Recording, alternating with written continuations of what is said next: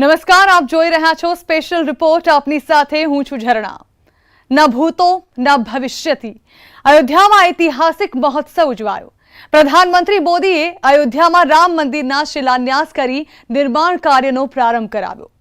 અયોધ્યાથી ગુંજી રહેલો શ્રીરામનો જયઘોષનો નાદ સમગ્ર દેશમાં સંભળાઈ રહ્યો હતો. અયોધ્યામાં દિવાળી ઉજવાઈ. શિલાન્યાસની સાથે જ અયોધ્યામાં નવા અધ્યાયની પણ શરૂઆત થઈ. सियावर रामचंद्र की जय सिया राम।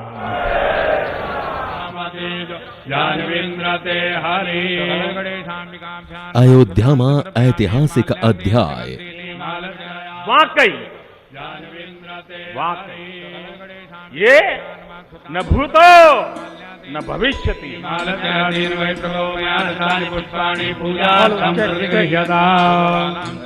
अयोध्या बनी राममयी.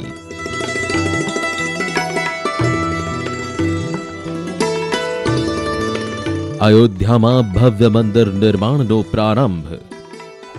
आज देश भर के लोगों के सहयोग से राम मंदिर निर्माण का ये पुण्य कार्य प्रारंभ हुआ.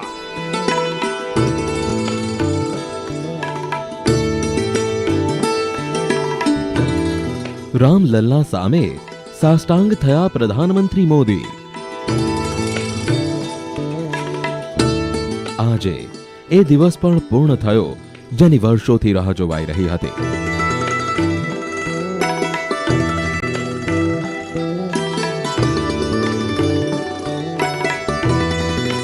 એ સપના પણ સાકાર થયા જે રામ ભક્તોએ જોયા હતા. એ સંકલ્પ પણ પૂર્ણ થયો જે પ્રધાનમંત્રી મોદીએ લીધો હતો. અયોધ્યામાં ભગવાન શ્રીરામ મંદિરના શિલાન્યાસ સાથે જ સમગ્ર ભારત વર્ષ એક ઐતિહાસિક ક્ષણનું સાક્ષી બન્યો. અયોધ્યામાં આજે રમતોત્સવ ઉજવાઈ રહ્યો છે.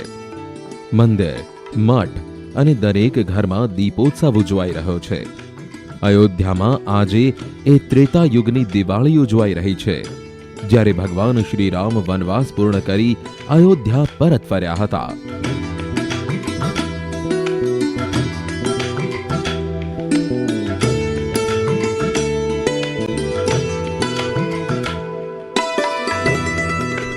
પાંચ ઓગસ્ટ 2020નો આ દિવસ ઇતિહાસના પાનાઓ પર સુવર્ણ અક્ષરોથી લખાશે. प्रधानमंत्री नरेंद्र मोदी 12:44 राम मंदिर नो शिलान्यास कर्यो. ये श्री राम पूजित शिलाएं हैं जो 1989 में सारे संसार के राम भक्तों ने पूजन करके भेजी. ऐसी लगभग 2,75,000 शिलाएं, उसमें से पत्थर की 100 शिलाएं निकाली गई जिन पर जय श्री राम लिखा हुआ है. 5 ઓગસ્ટની સવારથી જ અયોધ્યામાં એક અલગ ઉત્સાહ હતો. સૌ કોઈ રામના રંગમાં રંગાઈ ગયું હતું. શિલાન્યાસ માટે સાધુ સંતોનો જમાવડો હતો. ભજન, કીર્તન અને રામના નામથી સમગ્ર અયોધ્યા ગૂંજી રહી હતી. તૈયારીઓ તમામ પૂર્ણ કરી દેવાઈ હતી. બસ રાહ જોવાઈ રહી હતી પ્રધાનમંત્રી નરેન્દ્ર મોદીના આગમનની.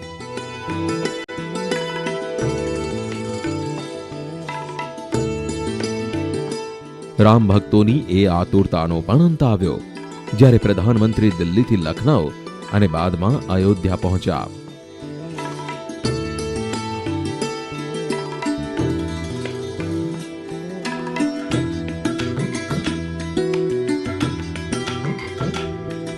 શિલાન્યાસના વિધિ વિધાન પહેલા પ્રધાનમંત્રી હનુમાનગઢી પહોંચ્યા.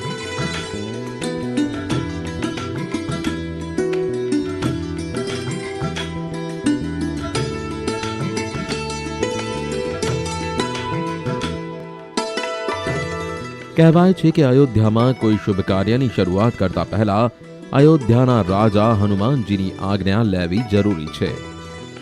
પ્રધાનમંત્રી મોદી પણ શિલાન્યાસ માટે હનુમાનજીની આજ્ઞા લેવા હનુમાનગઢી પહોંચ્યા.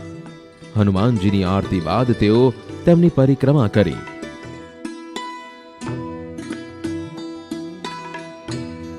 અહીં પ્રધાનમંત્રી મોદીને પાઘડી અને ગદા ભેટમાં આપવામાં આવે અને ગદા ભેટ આપવાનો ઉદ્દેશ્ય પણ એ જ હતો કે હનુમાનજી તેમને એ શક્તિ પ્રદાન કરે જે સમાજના ઉત્થાન માટે હોય.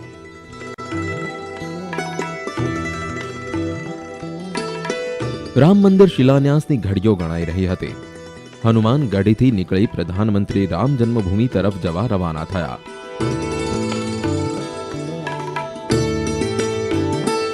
જ્યાં તેઓ રસ્તામાં જ રામ ભક્તોનું અભિવાદન પણ મેળવ્યું.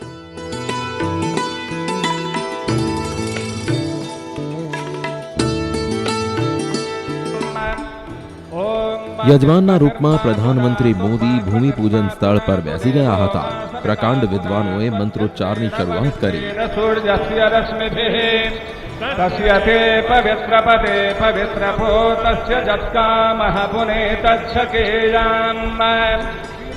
પ્રધાનમંત્રી મોદી સાથે ભૂમિપૂજન સ્થળ પર મુખ્યમંત્રી યોગી આદિત્યનાથ, રાજ્યપાલ આનંદીબેન પટેલ અને સરસંઘચાલક મોહન ભાગવત પણ ઉપસ્થિત રહ્યા. સપરિકર ભગવત શ્રી સીતારામ પ્રીતયે નિર્માસ્યમાન નૂતન પ્રાસાદાંગભૂતમ શિલાપૂજનમ પરિકરૈઃ સહ અહમ કરિષ્યે. પૂરા વૈદિક મંત્રોચ્ચાર સાથે ભૂમિપૂજનની વિધિ શરૂ કરાઈ. આખરે 12:44ની ઐતિહાસિક ક્ષણ આવી. તદંતર્ગતમ ગણપતિ સ્મરણ પૂર્વકમ ભૂમ્યાદિ પૂજનમ ચ એકતંત્રેણ કરિષ્યે. જ્યારે પ્રધાનમંત્રી મોદીએ ચાંદીની ઈંટ પાયામાં મૂકી મંદિરનો શિલાન્યાસ કર્યો.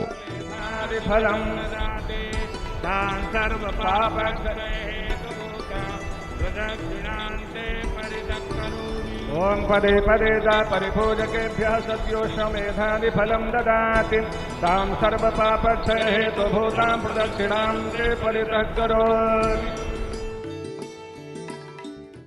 અયોધ્યામાં આજનો દિવસ ઐતિહાસિક દિવસ હતો. 29 વર્ષ બાદ પ્રધાનમંત્રી મોદીએ અયોધ્યાની ધરતી પર પગ મૂક્યો. 29 વર્ષ પહેલા મોદીએ કહ્યું કે હું અયોધ્યા પરત આવીશ જ્યારે રામ મંદિરનું નિર્માણ થશે. તો બીજી તરફ એ અયોધ્યામાં એ ઐતિહાસિક અધ્યાય પણ શરૂ થઈ રહ્યો હતો જેના પાયા 1984-85માં નાખવામાં આવ્યા હતા.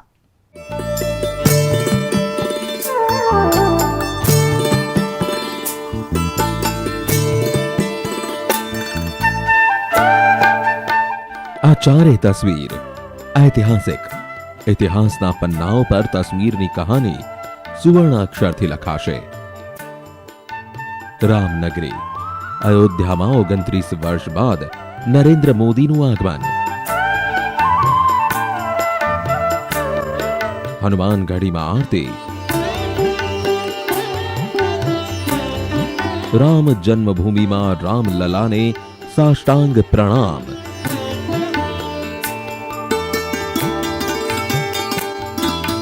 અને બાદમાં જેની વર્ષોથી આતુરતાથી રાહ જોવાઈ રહી હતી તે રામ મંદિરનો શિલાન્યાસ. આ તસવીરો અયોધ્યામાં એક નવા અધ્યાયની કહાની છે જેના સપના 500 વર્ષથી જોવાઈ રહ્યા હતા. પ્રધાનમંત્રી મોદી 29 વર્ષ બાદ અયોધ્યાની ધરતી પર પગ મૂકી રહ્યા હતા. इस मंदिर के साथ सिर्फ नया इतिहास ही नहीं रचा जा रहा बल्कि इतिहास खुद को दोहरा भी रहा. દિલ્હીથી લખનઉ અને લખનઉથી અયોધ્યા પહોંચતાની સાથે જ પ્રધાનમંત્રી મોદીને એ સંકલ્પ પણ પૂર્ણ થયો જે તેઓ 29 વર્ષ પહેલા તેમણે કર્યો હતો. 29 વર્ષ પહેલા સોમનાથથી અયોધ્યા યાત્રા દરમિયાન એક ફોટોગ્રાફરને કહ્યું હતું કે રામ મંદિર બનશે ત્યારે હું અયોધ્યા પરત ફરીશ. પરંતુ વિધિનું વિધાન પણ જુઓ. નરેન્દ્ર મોદી અયોધ્યા પરત પણ ફર્યા અને તે પણ દેશના પ્રધાનમંત્રી તરીકે.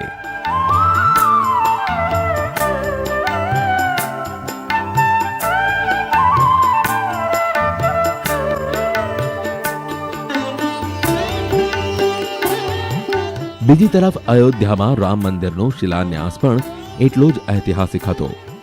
500 વર્ષની રાહ જોયા બાદ આખરે અયોધ્યામાં ભગવાન શ્રી રામના ભવ્ય મંદિર નિર્માણનો પ્રારંભ થયો.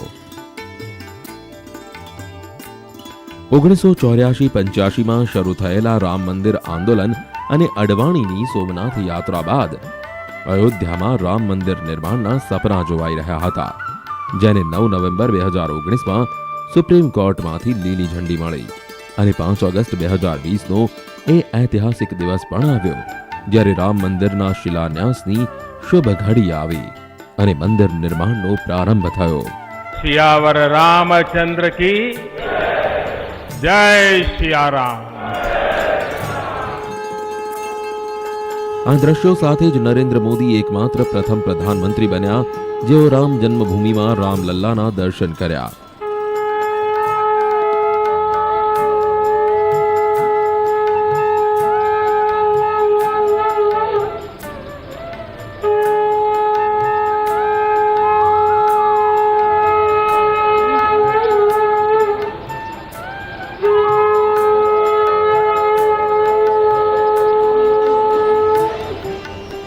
આઝાદી બાદ નરેન્દ્ર મોદી પહેલા પ્રધાનમંત્રી છે જેઓએ રામલલ્લાના દર્શન કર્યા છે. જો કે નરેન્દ્ર મોદી પહેલા ઇન્દિરા ગાંધીથી લઈ રાજીવ ગાંધી અને અટલ બિહારી વાજપેયી પ્રધાનમંત્રી તરીકે અયોધ્યાની મુલાકાતે ગયા તો હતા, પરંતુ તેઓ રામ જન્મભૂમિથી દૂર રહ્યા હતા કેમ કે મુદ્દો કોર્ટમાં હતો. 1966માં ઇન્દિરા ગાંધીએ અયોધ્યાની મુલાકાત લીધી, જ્યાં તેઓ સરયુ પુલનું લોકાર્પણ કર્યું અને પરત ફર્યા. 1979માં ઇન્દિરા ગાંધી અયોધ્યાની બીજી વખત મુલાકાત લીધી ત્યારે તેઓ હનુમાન ગઢીના દર્શન અને પૂજા કરી હતી. બાદમાં 1975માં ઇન્દિરા ગાંધી વિશ્વવિદ્યાલયના શિલાન્યાસ માટે અયોધ્યા પહોંચ્યા હતા. ઇન્દિરા ગાંધીએ ત્રણેય મુલાકાત દરમિયાન અયોધ્યાથી દૂરી રાખી હતી. ત્યારબાદ 1984 અને 1989માં રાજીવ ગાંધીએ પણ અયોધ્યાની મુલાકાત લીધી હતી. રામ મંદિર આંદોલને ભાજપને અર્શથી ફર્શ પર પહોંચાડી દીધી. અટલ બિહારી વાજપેયી ભાજપમાંથી દેશના પ્રથમ પ્રધાનમંત્રી બન્યા. તેમના કાર્યકાળમાં તેઓ અનેક વખત અયોધ્યાની મુલાકાતે ગયા. 2003માં તેઓ મંદિર આંદોલનના મુખ્ય ચહેરા રામચંદ્ર પરમહંસના નિધન પર અયોધ્યા ગયા. 2003માં જ તેઓ અયોધ્યા બીજી મુલાકાતે ગયા, જ્યાં સરયુ નદી પર પુલના સ્વર્ણિમ ચતુર્ભુજ યોજનાની શરૂઆત કરી. પરંતુ બંને મુલાકાતમાં તેઓ રામ જન્મભૂમિથી દૂર રહ્યા હતા.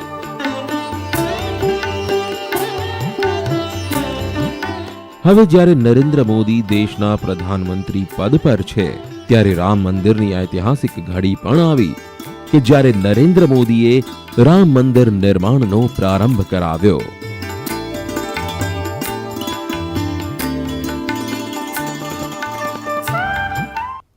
તો અયોધ્યા રામ મંદિરને લઈને આગળ પણ કરીશું વાત એક નાનકડા વિરામ બાદ. जय श्री राम.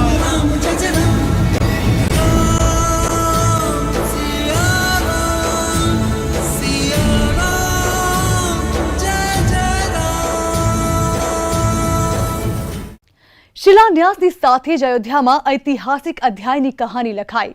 શ્રી રામનો જય ઘોષના માત્ર અયોધ્યામાં ગુંજી રહ્યો હતો, સમગ્ર દેશમાં તેનો અવાજ સંભળાઈ રહ્યો હતો. રામ મંદિર આંદોલનમાં અનેક લોકોએ બલિદાન આપ્યા. અનેક રામ ભક્તોની તપસ્યાથી રામ મંદિરના પાયા નખાયા. પ્રધાનમંત્રી મોદીએ પણ એ તમામ લોકોને માથું ઝુકાવી નમન કર્યા. સાથે જ જે રામ મંદિરને આધુનિક ભારતનું પ્રતીક ગણાવ્યું. जय श्री राम.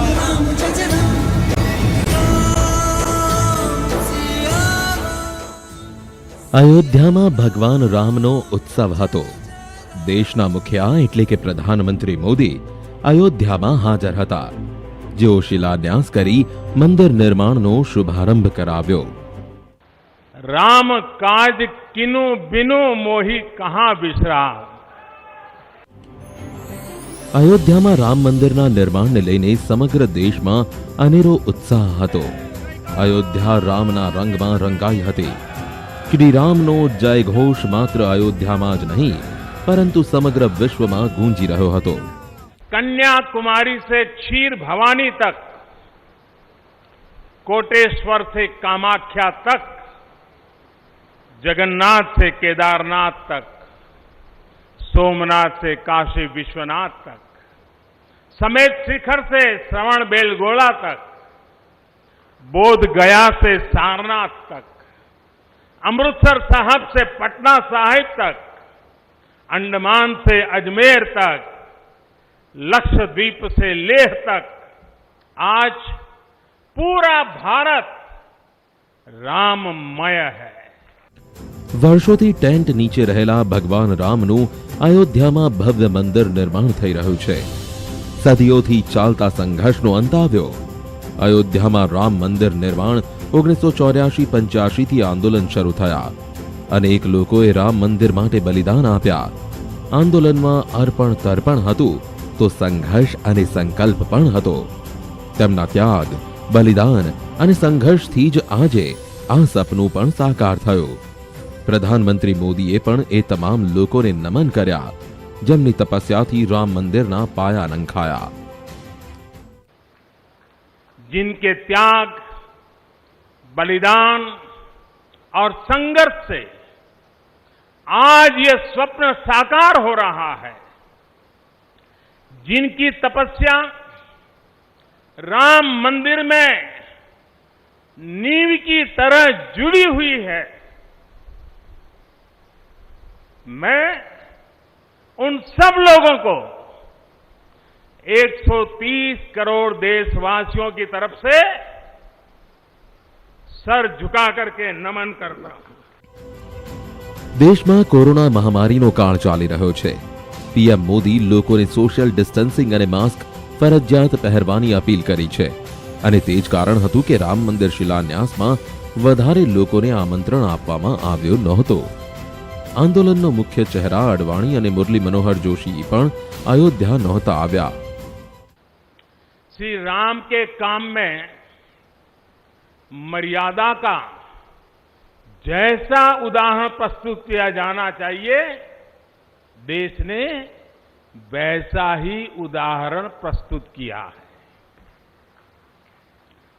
इसी मर्यादा का अनुभव हमने तब भी किया था जब मानवीय सर्वोच्च न्यायालय ने अपना ऐतिहासिक फैसला सुनाया था। પીએમ મોદીએ સંબોધનમાં કહ્યું કે ભગવાન રામ મર્યાદા પુરુષોત્તમ હતા અને આપણે મર્યાદાઓનું પાલન કરવું જરૂરી છે। રામ મંદિર આધુનિક ભારતનું પ્રતીક બનશે। દેશની શાશ્વત આસ્થા અને કરોડો લોકોની સામૂહિક શક્તિનું પણ પ્રતીક બનશે। મંદિરના નિર્માણ બાદ ન માત્ર અયોધ્યાની ભવ્યતા બદલાશે પરંતુ અહીંનું અર્થતંત્ર પણ બદલાશે। 5 ઓગસ્ટનો દિવસ કરોડો રામ ભક્તોની સત્યતાનો પુરાવો છે। અયોધ્યામાં રામ મંદિરનું ભૂમિપૂજન સંપન્ન થયું। શિલાન્યાસથી રામ મંદિર નિર્માણ કાર્યનો પ્રારંભ થયો અને હવે મંદિર નિર્માણની રાહ જોવાઈ રહી છે। અયોધ્યામાં ભગવાન રામનું ભવ્ય મંદિર બનાવવામાં આવશે। ભક્તો એ ઘડીની રાહ જોઈ રહ્યા છે કે ક્યાં સુધીમાં ભગવાન રામનું ભવ્ય મંદિર નિર્માણ થશે અને તેઓ રામલલાના દર્શન કરશે। જો કે મંદિર નિર્માણની સમય મર્યાદા પણ નક્કી કરી દેવાઈ છે।